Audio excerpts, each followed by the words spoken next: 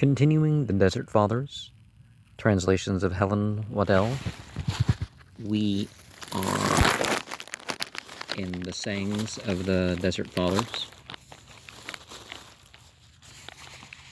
and book 9 is called That One Ought Not to Judge Any Man.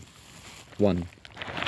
It happened that temptation fell upon a brother in the monastery of Abbot Elias, and they cast him out. And he came to the mountain to the Abbot Antony. After he had been with them some time, Antony sent him back to the community whence he had come out. But when they saw him, they again drove him away, and again he made his way to the Abbot Antony, saying, "They would not receive me, Father." Then the old man sent to them, saying, "A ship was wrecked at sea and lost all the cargo that it carried, and with hard toil was the empty ship brought at last to land. Is it your wish to sink on land the ship that hath come safe from sea?" And they recognized that it was the Abbot Antony who had sent him back, and straightway they took him in. 2. A certain brother had sinned, and the priest commanded him to go out from the church. But Bessarion rose up and went out with him, saying, "I, too, am a sinful man." 4.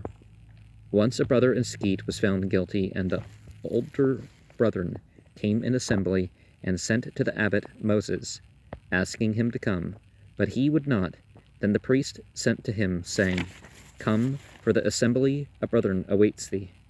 And he rose up and came, and taking with him a very old basket, he filled it with sand and carried it behind him. And they went out to meet him, saying, "Father, what is this?" And the old man said to them, "My sins are running behind me, and I do not see them, and I am come today to judge the sins of another man." And they heard him, and said naught to the brother, but forgave him. 6. A brother asked the abbot pastor, saying, "If I should see my brother's fault, is it good to hide it?" The old man said to him, "In what hour do we cover up our brother's sins? God shall cover ours. And in what hour we do betray our brother's shames, in like manner God shall betray our own." 10. An old man said, "Judge not him who is guilty of fornication, if thou art chaste, or thou thyself wilt offend a similar law. For he who said, Thou shalt not fornicate, also said, Thou shalt not judge." Well, there was context to that. You're constantly forming opinions and all that. And the lest ye be judged, well, you're automatically going to be judged too. So judge in a way that you would like to be judged, because how you judge is, particularly people are consciously aware of it, and it's going to affect how people judge you. And God, of course, too. You come to God and say, "I am a sinner." Well, God, what do you expect God to judge you otherwise? If you say, "I believed and I've tried to do the right thing," well, 12. There were 2 brethren of good life in the community, and they had so attained that either saw the grace of God in the other. But it came to pass that one of them went out of the monastery on a Friday, and saw one eating in the morning.